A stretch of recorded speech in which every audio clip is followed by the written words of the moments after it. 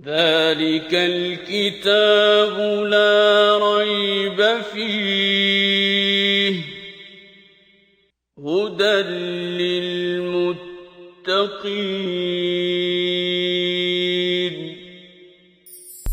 كتاب الله للأرواح روح به تحيا النفوس وتستريح كتاب الله واللہ خلقکم ثم یتوفاکم، اور دیکھو انسانوں، اللہ نے تمہیں پیدا کیا، وہی ہے جو پھر تمہیں موت دیتا ہے۔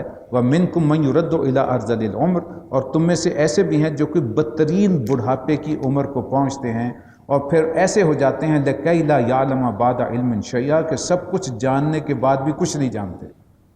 یہ روزمرہ کا مشاہدہ ہے جو ہمیں ہوتا رہتا ہے۔ بہت سے ایسے آپ نے بھی دیکھے ہوں گے، میں نے تو بہت سے، میری نگاہوں سے اپنے عزیز و اقارب میں، دوستوں میں ایسے لوگ ہیں اور آج بھی موجود ہیں کہ جو اپنے وقت میں بڑے کرتا دھرتا عقل و فکر والے، لیکن جب آخری عمر پہنچتی ہے اور بڑھاپے کی وہ ایکسٹریم جو 80-90 سال کو جب انسان پہنچتا ہے تو وہ سب کچھ بھول چکا، گفتگو بھی زبان سے نہیں کر سکتا، وہ آل فال جو ہے وہ گفتگو کرتا ہے، لا یعنی سی قسم کی گفتگو کرتا ہے، دوبارہ جو ہے وہ بچپن سے بھی زیادہ لاچاری اس پہ طاری ہو جاتی ہے۔ اس لیے نبی اکرم صلی اللہ علیہ وسلم نے ارذل العمر سے پناہ مانگی ہے۔ آپ صلی اللہ علیہ وسلم کی عمر جو تھی وہ شمسی اعتبار سے 62 سال اور کچھ دن، اور قمری حساب سے 63 سال کچھ دن، اور یہ عمر ہوتی ہے جب انسان سب کچھ ہوش و حواس میں ہوتا ہے۔ لیکن پھر خاص طور پہ 80 کے بعد جو دوست احباب آگے بڑھتے ہیں، وہ چلنا پھرنا دشوار، زبان بھی بولنا بھی دشوار، اور یہاں تک کہ پھر وہ بالکل ایسے جیسے کہ عقل ہی ختم ہو گئی۔ ان اللہ علیم قدیر، یقیناً اللہ ہی ہے جو کہ سب کچھ جانتا ہے، یعنی علم میں بھی کامل ہے، قدرت میں بھی کامل ہے۔ واللہ فضل بعضکم علی بعض فی الرزق، اور اللہ ہی ہے جس نے تمہیں رزق میں بعض کو بعض پہ فضیلت عطا کی ہے، کسی کو امیر بنایا ہے، کسی کو بے انتہا امیر بنا دیا ہے، اور کسی کو 2 وقت کی روٹی بھی نہیں ملتی، ایسے بھی لوگ ہیں۔ ایک نظام ہے اور اسی میں امتحان ہے۔ فَمَا الَّذِينَ فُضِّلُوا بِرَعْدِ رِزْقِهِمْ عَلَىٰ مَا مَلَكَتْ أَيْمَانُهُمْ فَهُمْ فِيهِ سَوَاءٌ، تو ذرا جی بتاؤ کہ وہ جن لوگوں کو یہ فضیلت دی گئی ہے وہ ایسے نہیں ہیں کہ اپنا رزق اپنے غلاموں کی طرف پھیر دیا کرتے ہیں تاکہ دونوں اس رزق میں برابر کے حصے دار بن جائیں۔ یعنی کوئی شخص کبھی تم نے دیکھا ہے کہ بڑا امیر ہے اور وہ کہے کہ یہ میرا غلام ہے، یہ بیچارہ لاچار ہے، میری غلامی میں ہے، چلو آدھا میں پورا سرمایہ اسے دے دیتا ہوں تاکہ یہ میرا بھائی، میرا انسانی بھائی ہے نا، برابر ہو جائے۔ تو کیا ایسا کرتے ہو؟ یقیناً جو آقا ہے وہ آقا ہے، جو غلام ہے تو ہمارا حقیقی آقا کون ہے؟ اللہ تبارک و تعالیٰ کی ذات ہے، جو سب کچھ، جس نے ہمیں کوئی فضیلت عطا فرمائی، شرف انسانیت عطا فرمایا، اشرف مخلوقات بنایا۔ تو وہ جو تم اللہ کو چھوڑ کے پرستش اور پوجا کرتے ہو، وہ اس کی مخلوق ہیں، اس کے غلام ہیں۔ تو کیا اللہ اور وہ، اللہ چاہے گا کہ وہ برابر ہو جائیں؟ وہ کبھی بھی برابر نہیں ہوں گے۔ وہ بت ہی رہیں گے، انسان ہی رہیں گے، فرشتے ہی رہیں گے، جس کی بھی پوجا کی گئی ہے۔ پہلے بتا دیا گیا کہ سب مخلوق ہے، خالق صرف اللہ ہے، تو کبھی ایک جیسے نہیں ہوتے۔ افا بنعمت اللہ یجحدون، تو پھر کیا اللہ کی جو احسانات ہیں، اس کی نعمت ہیں، ان کے ساتھ انہیں ماننے سے انکار کر رہے ہو، ان کے ساتھ جھگڑ رہے ہو؟ واللہ جعل لکم من انفسکم ازواجا، اور وہ اللہ ہی جس نے تمہارے لیے تمہاری ہم جنس، تمہیں میں سے تمہاری بیویاں بنائیں۔ وجعل لکم من ازواجکم بنینا وحفدۃ ورزقکم من الطیبات، اور پھر اسی سے، انہی بیویوں سے تمہیں اللہ تبارک و تعالیٰ نے بیٹے عطا کیے، پھر نسل میں پوتے عطا کیے، اور تمہیں پاکیزہ رزق بھی عطا فرمایا۔ افبالباطل یؤمنون وبنعمت اللہ ہم یکفرون، تو پھر کیا یہ لوگ، یعنی سب کچھ جانتے بوجھتے کہ یہ سب کچھ دینے والا کون ہے؟ اللہ ہے، اس کے باوجود وہ باطل پر ایمان رکھتے ہیں اور اللہ کے احسانات کا انکار کرتے ہیں۔ وَيَعْبُدُونَ مِن دُونِ اللَّهِ، اور اللہ کے سوا ان کی پرستش کرتے ہیں۔ مَا لَا يَمْلِكُ لَهُمْ رِزْقًا مِّنَ السَّمَاوَاتِ وَالْأَرْضِ شَيْءٌ وَلَا يَسْتَطِيعُونَ، کہ جن کے ہاتھ میں نہ آسمانوں سے ان کو کوئی کچھ بھی رزق دینا ہے، نہ زمین سے، اور وہ یہ کام کر ہی نہیں سکتے، ان میں یہ استطاعت ہی نہیں ہے کہ وہ تمہیں رزق وہاں پہنچائیں۔ فلا تضربوا للہ الامثال، تو پھر دیکھو اللہ کے لیے مثالیں مت گھڑو، ان اللہ یعلم وانتم لا تعلمون، اللہ سب کو جانتا ہے اور تم کچھ نہیں جانتے۔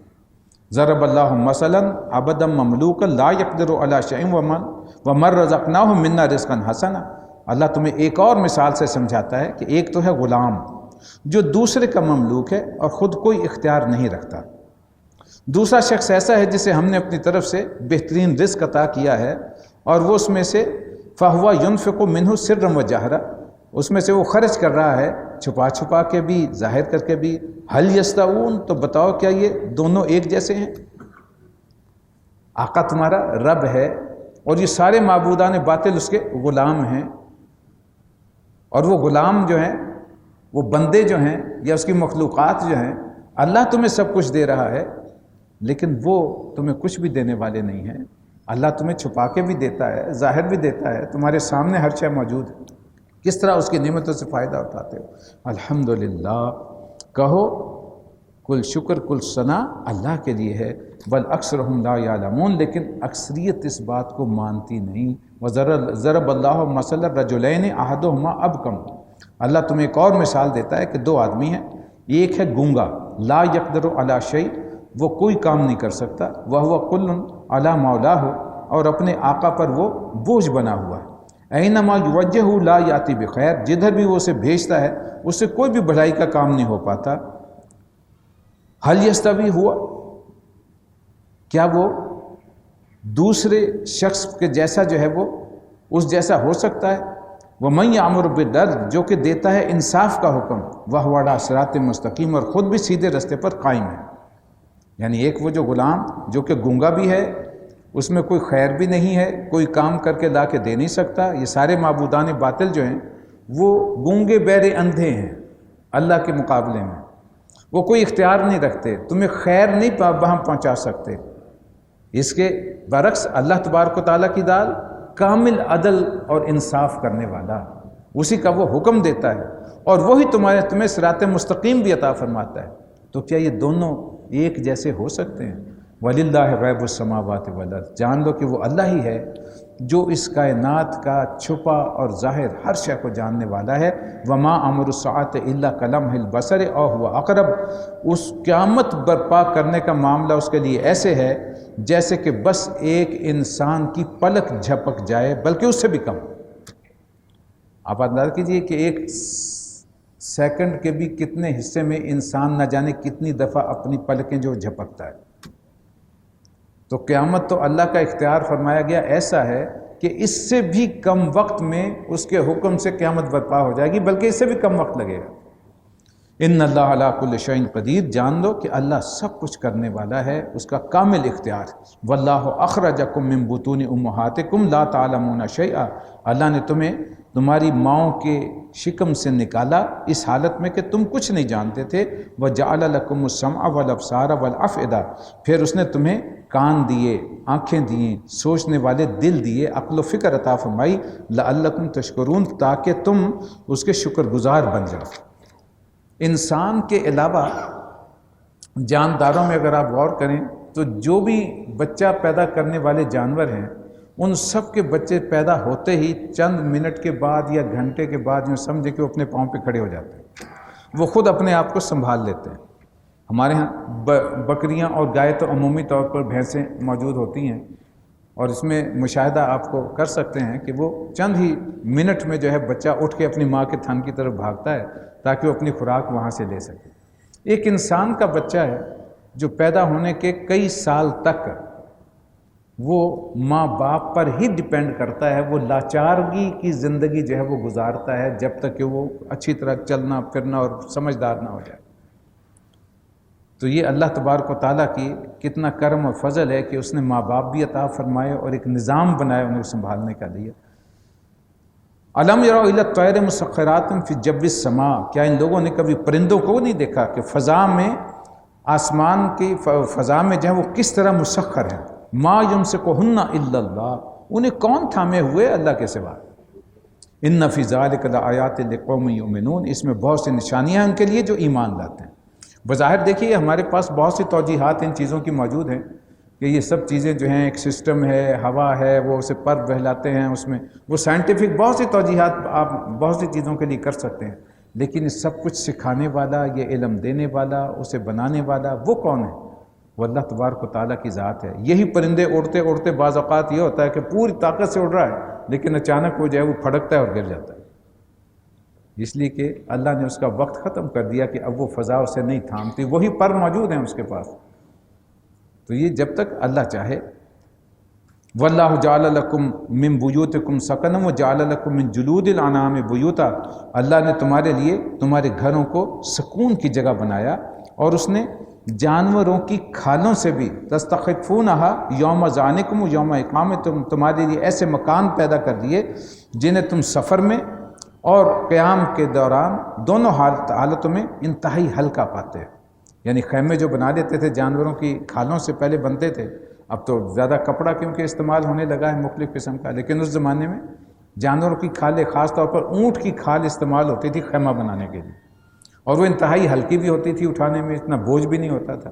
تو یہ بھی اللہ تبارک و تعالیٰ کی ایک نعمت تھی کہ وہ گھر جنہیں تم سفر میں بھی استعمال کرتے ہو، حضر میں بھی استعمال کرتے ہو، وَمِنْ أَصْوَافِهَا، اور ان جانوروں کی کھالیں، صوف، وَأَوْبَارِهَا، اور ان کے بال، وَأَشْعَارِهَا، یہ جو ہیں صوف جو ہے یہ ہوتے ہیں بھیڑ کے بال، اوبار ہے اونٹ کے، اور اشعار ہیں بکری کے بال، یہ ان سے مختلف قسم کے فائبر آج تیار کی جاتے ہیں۔ اون تو ہمارے ہاں بالکل معروف ہے، جو دمبا اور بکرا اس قسم کی جو ہے وہ بنتی ہے، اور سب سے بہترین اون جو ہے وہ انہی جانوروں کی ہوتی ہے۔ اگرچہ ہم نے آج کل آرٹیفیشل جو فائبر بنے ہیں اس کے ذریعے سے بھی اونیں بننی شروع ہو گئیں، لیکن سب سے زیادہ پسندیدہ اور ایکسپینسو بھی اور جس میں خوبصورتی بھی ہوتی ہے وہ جانوروں کے بالوں سے بننے والی ہے، جس سے ہم سردیوں میں کتنا فائدہ اٹھاتے ہیں، پوری دنیا میں اٹھایا جاتا ہے۔ یہ سارے جانوروں کی کھالیں بھی اور بال بھی اتنی بڑی نعمت ہے، اثاثم و متاع الی حین، یہ تمہارے لیے پہننے برتنے کی جو ہیں وہ چیزیں ہیں، اور اس سے ہم نے بہت سی اور چیزیں بھی پیدا کر دی۔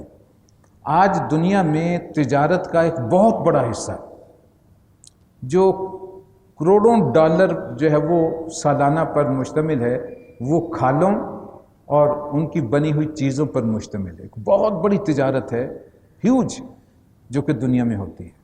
اب اس اندازہ کریں کتنے کروڑوں انسانوں کو اس سے روزگار مہیا ہوگا جو اس کاروبار سے منسلک ہیں، اور اس کی ذیلی جو چیزیں پھر آگے ایجاد ہوئی ہیں ان کو بنانے کے لیے، انہیں سنوارنے کے لیے، ان سے آگے استعمال کرنے کے لیے، یہ سارے جو ہیں ایک کڑی سے دوسری کڑی ملتی ہوئی جتنے انسان بڑھتے چلے جائیں گے، اسی طرح اللہ تبارک و تعالیٰ اسباب و وسائل ایسے پیدا کرتا چلے جائے گا کہ ان کے لیے رزق کا سامان جو ہے وہ کثرت کے ساتھ مہیا ہوتا رہے۔ یہ انسان کی اپنی بے وقوفی اور احمقانہ پن ہے کہ وہ یہ سمجھتا ہے کہ شاید اب رزق کے دروازے تنگ ہو رہے ہیں، لہٰذا ہم طرح طرح کی ایسی منصوبہ بندیاں وہ کرتے رہتے ہیں جو کہ اللہ کی بالکل جو ہے وہ شرک تک چلی جاتی ہے۔ یہ انسان کی بہت بڑی گمراہی ہے۔ اسے یقین ہونا چاہیے کہ جس نے پیدا کیا ہے حقیقی رازق وہ ہے۔ دنیا میں کتنی بھی آبادی ہو جائے، آخر اللہ نے جو نظام بنایا ہے وہ اس کائنات کا مالک ہے، اس نے پوری اس حقیقت کو مد نظر رکھتے ہوئے یقیناً بنایا۔ ہمارا اس پہ ایمان ہونا چاہیے کہ جتنے بھی انسان ہیں ان کے لیے کامل وسائل اور اسباب یہاں موجود ہیں۔ ہمارا ظلم اور زیادتی یہ ہے کہ ہم نے اپنی طرف سے ایسے نظام کریٹ کر دیے ہیں جس کے ذریعے سے حقداروں کو ان کا حق نہیں پہنچتا۔ ایک طرف بہت سے ممالک ایسے ہیں جہاں گندم کے خوراک کے اتنے ڈھیر لگ جاتے ہیں کہ وہ سمندر میں پھینک کے ضائع کرتے ہیں کہ ان کے پاس سٹور کی جگہ نہیں ہوتی، اگلی جو ہے وہ فصلیں تیار ہوئی ہوتی ہیں۔ اور ایسے ممالک بھی ہیں جہاں انہیں کھانے کے لیے نہیں ملتا اور وہ ان کے محتاج ہیں لیکن انہیں پہنچ نہیں سکتا۔ یہ گویا کہ ہم نے تقسیم میں گڑبڑ کی ہوئی ہے، اللہ تبارک و تعالیٰ کے خزانوں میں کوئی کمی نہیں۔ واللہ جعل لکم مما خلق ظلالا وجعل لکم من الجبال اکنانا وجعل لکم سرابیل تقیکم الحر وسرابیل تقیکم باسکم، پھر اللہ نے اپنی ان پیدا کی ہوئی چیزوں سے تمہارے لیے سائے کا انتظام کیا۔ اب یہ جو کچھ بھی اسباب و وسائل ہوتے ہیں جن سے ہم گھر بناتے ہیں یا خیمے بناتے ہیں، اس میں سایہ بھی ہوتا ہے، حفاظت بھی ہوتی ہے۔ پہاڑوں میں تمہارے لیے پناہ گاہیں بنا دی، پہاڑوں میں بھی غار، اور قوم صالح کے اب مسکن دیکھے تو وہ بھی پہاڑوں کے اندر تھے، محلات بنے ہوئے تھے پہاڑوں کے اندر۔ اور تمہیں ایسی پوشاکیں دیں کہ جو تمہیں بچاتی ہیں گرمی کے موسم کے اثرات سے، وسرابیلا تقیکم باسکم، اور دوسری پوشاکیں ایسی جسے تم آپس کی جنگ میں حفاظت کے لیے استعمال کرتے ہو۔ اب جتنے بھی زرہ بختر بنائے گئے اور طرح طرح کی چیزیں آج کل جو ہے وہ فائر پروف جو لباس بنائے جاتے ہیں، اور پھر جو ہے وہ جس سے جو ہے وہ توپ کا گولہ بھی اس پہ اثر نہیں کرتا، اتنے جو ہے مضبوط ایسی ٹیکنالوجیز اب جو ہے وہ آ گئی ہیں۔ سب کچھ اللہ کا سکھایا ہوا ہے اور اللہ کے دیے گئے اسباب میں سے بناتا ہے۔ آپ ایک بہت بڑی حقیقت پہ اگر آپ غور کریں کہ جو کچھ ہے انسان، اس کا جو جسے ہم را میٹیریل کہتے ہیں اور اس کی بنیادی جو شے ہے، وہ سب کی سب اللہ نے پیدا کی ہوئی ہیں۔ انسان نے ایک بھی شے خود نہیں بنائی آج تک، صرف یہ کیا کہ اللہ کے دیے گئے ان اسباب اور وسائل کو استعمال کر کے اس نے آگے چیزیں بنائی ہیں۔ کوئی چیز خود سے جو ہے وہ تخلیق نہیں کی، مادے کی ایک شے بھی، کوئی میٹل انسان نے نہیں بنائی، کوئی اور شے انسان نے بنائی۔ ہاں اس کی دی گئی چیزوں کو جو ہے وہ دائیں بائیں کر کے ان کی خصوصیات کا علم حاصل کر کے اسے استعمال کر کے ایک دوسرے سے مکس کر کے وہ مختلف طریقوں سے اس میں کیمیکل چینجز جو ہوتی ہیں جن کی خصوصیات اللہ نے اس میں رکھی ہیں، انہیں استعمال کر کے انسان اس سے کوئی فائدے اٹھاتا ہے اور چیزیں بناتا ہے۔ اپنی کوئی بھی ایجاد بنیادی جو ہے وہ انسان کی نہیں ہے، وہ سب اللہ تبارک و تعالیٰ کی۔ یہ گویا کہ اسباب و وسائل اللہ نے پہلے اس روئے زمین پر رکھ دیے اور پھر انسان کو ان کا علم سکھایا۔ علم الاسماء کلھا، کل کا کل علم الاسماء دے دیا۔ اب اس کا انسان فائدہ اٹھا رہا ہے، وہ اس کا جو ہے سارا منظر عام پر آ رہا ہے کہ اللہ تبارک و تعالیٰ نے کیا کیا شے تمہیں عطا فرمائی۔ کذالک یتم نعمتہ علیکم لعلکم تسلمون، اس طرح اس نے اپنی نعمتوں کی تم پر تکمیل کی ہے تاکہ تم اس کے جو ہے وہ فرما بردار ہو جاؤ۔ فَإِن تَوَلَّوْا، لیکن پھر بھی اگر یہ منہ موڑتے ہیں فَإِنَّمَا عَلَيْكَ الْبَلَاغُ الْمُبِينُ، تو اے نبی آپ کے ذمے تو پہنچا دینا ہے واضح طور پر۔ یعرفون نعمت اللہ، یہ اللہ کے احسان کو پہچانتے ہیں۔ ثم ینکرونہا، لیکن اس کے باوجود اس کا انکار کرتے ہیں۔ وَأَكْثَرُهُمُ الْكَافِرُونَ، اور اکثر جو ہیں اس کی نعمتوں کا احسان ماننے سے انکاری ہیں۔ وَيَوْمَ نَبْعَثُ مِنْ كُلِّ أُمَّةٍ شَهِيدًا ثُمَّ لَا يُؤْذَنُ لِلَّذِينَ كَفَرُوا وَلَا هُمْ يُسْتَعْتَبُونَ، اس دن ان پر کیا گزرے گی۔ اب یہ آنکھ کھولنے والی بات، جب ہر امت پر ہم ایک گواہ کھڑا کریں گے، پھر ان کافروں کو حجتیں پیش کرنے کا کوئی موقع نہیں دیا جائے گا اور نہ ہی انہیں توبہ استغفار کا موقع دیا جائے گا۔ وَإِذَا رَأَى الَّذِينَ ظَلَمُوا الْعَذَابَ، اور جب یہ لوگ ظالم لوگ دیکھیں گے اللہ کا عذاب، فَلَا يُخَفَّفُ عَنْهُمْ، تو اس کے بعد اس میں کوئی تخفیف نہیں کی جائے گی۔ وَلَا هُمْ يُنظَرُونَ، اور نہ ہی انہیں کوئی پھر مہلت دی جائے گی۔ وَإِذَا رَأَى الَّذِينَ أَشْرَكُوا شُرَكَاءَهُمْ، اور جب وہ لوگ جنہوں نے دنیا میں شرک کیا تھا وہ دیکھیں گے اپنے ٹھہرائے ہوئے شریکوں کو، قالوا، وہ کہیں گے ربنا، اے رب ہمارے، هؤلاء شركاؤنا الذين كنا ندعو من دونك، یہ ہیں وہ شریک ہمارے جنہیں ہم تیرے سوا پکارا کرتے تھے۔ فَأَلْقَوْا إِلَيْهِمُ الْقَوْلَ إِنَّكُمْ لَكَاذِبُونَ، اس وقت جو ہیں وہ ان کے معبود ان سے صاف انکار کر دیں گے، وہ کہیں گے انکم لکاذبون، یہ جھوٹ کہہ رہے ہیں اللہ، ہم یہ ہماری عبادت نہیں کیا کرتے۔ انہیں تو معلوم نہیں نا۔ اب کوئی انسان کسی بت کی پرستش کر رہا ہے، چاند سورج کی پرستش کر رہا ہے، کسی شجر و حجر کی پیچھے لگا ہوا ہے، کسی جانور یا حشرات الارض میں سے، لوگوں نے تو سانپ تک کو نہیں چھوڑا، یا پھر کسی انسان کو اس نے معبود بنایا ہوا ہے، اس کے قبر کو بنایا ہوا ہے، یہ سارا کچھ جو سب انکاری، اس لیے انہیں تو نہیں معلوم کہ انسان یہ ہماری پرستش کر رہا ہے، وہ تو اس کا شعور ہی نہیں رکھتے، کوئی بھی شے شعور نہیں رکھتے، لہذا وہ سارے کے سارے انکار کر دیں گے اللہ یہ جھوٹ کہہ رہا ہے، ہماری پرستش نہیں کرتا تھا۔ وَالْقَوْا إِلَى اللَّهِ يَوْمَئِذٍ السَّلَامَ وَضَلَّ عَنْهُمْ مَا كَانُوا يَفْتَرُونَ، اس وقت یہ سب کے سب اللہ کے حضور جھک جائیں گے اور ان کی ساری وہ جو افتراء پردازیاں تھیں ساری رفو چکر ہو جائیں گی جو دنیا میں یہ کرتے تھے۔ الَّذِينَ كَفَرُوا وَصَدُّوا عَنْ سَبِيلِ اللَّهِ، جن لوگوں نے خود کفر کا رستہ اختیار کیا اور دوسروں کو بھی اللہ کے رستے سے روکتے رہے، زِدْنَاهُمْ عَذَابٌ فَوْقَ الْعَذَابِ، ان پر عذاب جو ہے وہ نازل کریں گے اور عذاب پر ایک اور عذاب، بما کانوا یفسدون، اس فساد کے بدلے جو وہ دنیا میں کرتے رہے، ایک اپنی گمراہی کا عذاب اور جو دوسروں کو گمراہ کیا اس کا عذاب، تہ بر تہ عذاب کے اندر ہوں گے۔ وَيَوْمَ نَبْعَثُ فِي كُلِّ أُمَّةٍ شَهِيدًا، اور جب کہ ہم ہر امت میں سے خود انہی میں سے ایک گواہ اٹھا کے کھڑا کریں گے، شہیداً علیہم من انفسہم وجئنا بک شہیداً علی ہؤلاء، اور آپ کو ان لوگوں کے خلاف ان کے مقابلے پر شہادت دینے کے لیے لے کر آئیں گے۔ یہ علا جو ہے پر، یعنی وٹنس اگینسٹ، مخالف گواہی ہوگی ہر امت کے رسول کی اپنی امت پر کہ اللہ میں نے تیرا پیغام بلا کم و کاسٹ انہیں پہنچایا تھا۔ سورہ مائدہ میں وہ نقشہ اللہ نے کہہ دیا۔ حضرت عیسیٰ علیہ السلام کے اس گفتگو کی شکل میں اللہ بلائے گا حضرت عیسیٰ علیہ السلام کو، پوچھے گا تم نے کہا تھا ان سے کہ مجھے اور میری ماں کو جو ہے وہ الوہیت میں شامل کر لو، اور وہ کیا جواب دیں گے؟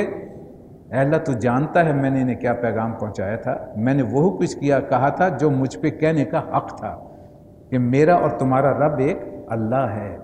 اب جو انہوں نے کیا، اے اللہ مجھ سے بڑھ کے تو گواہ ہے ان پہ، تو جانتا ہے کہ انہوں نے کیا حرکتیں کی اور کیا رستہ اختیار کیا۔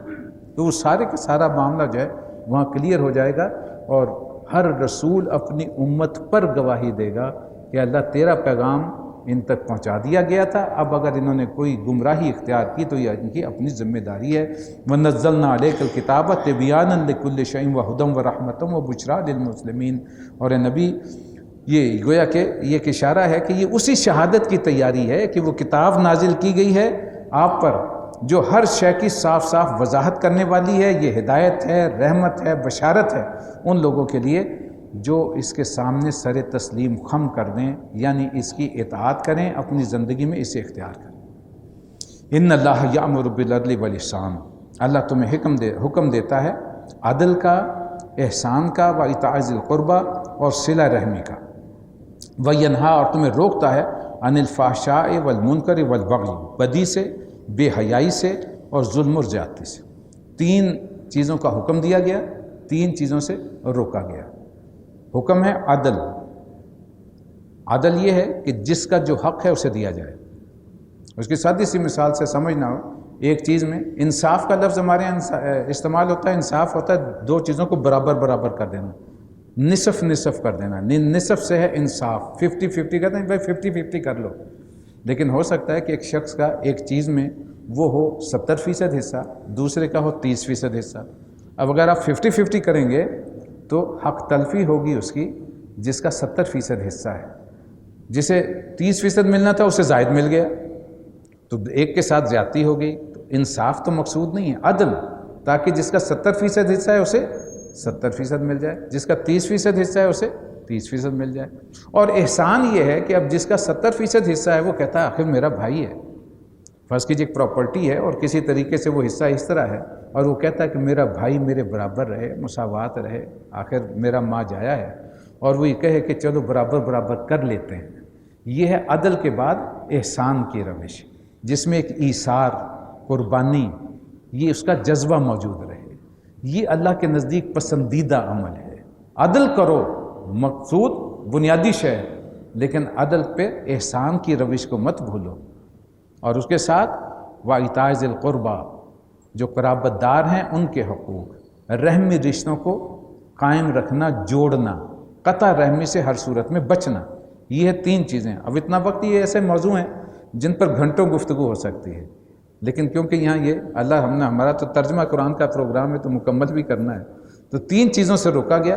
سب سے پہلے ہر برائی کا کام، ینہا عن الفحشاء والمنکر، بے حیائی اور منکرات، اور بغی یعنی کہ جو بغاوت کی، یہ بغی کا لفظ ہے، بغاوت سے آیا ہے کہ ظلم و زیادتی کا ہر کام۔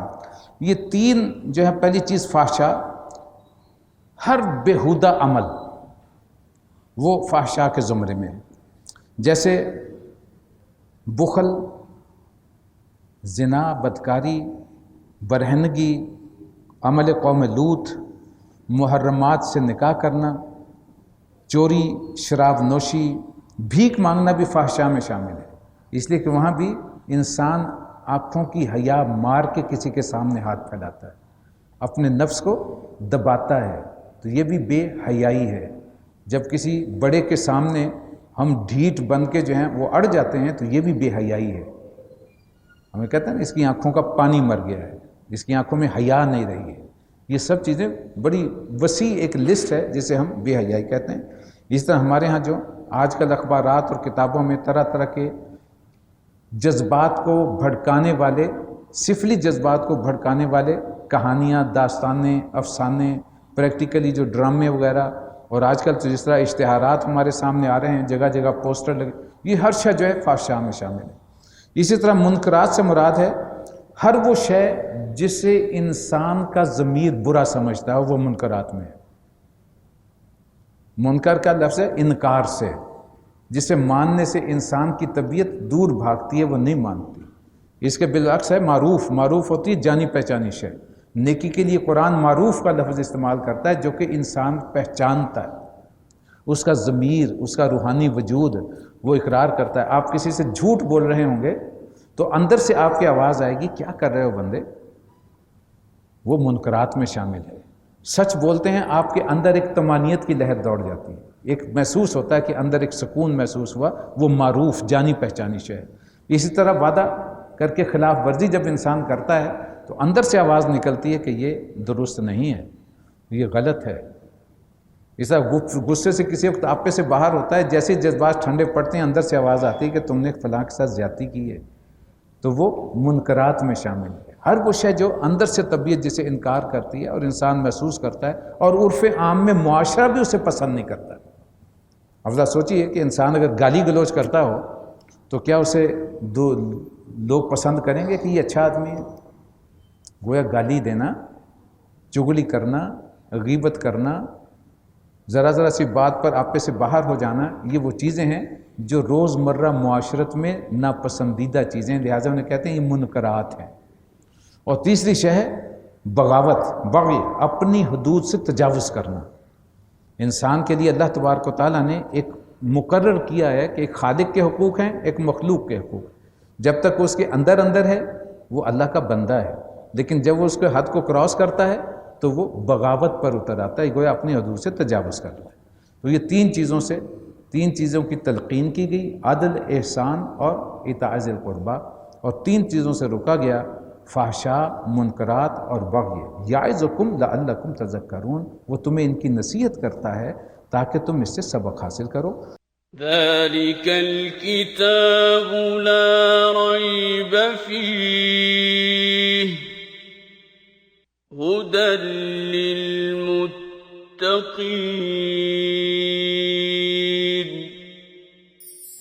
كتاب الله للأرواح روح، به تحيا النفوس وتستريح. كتاب الله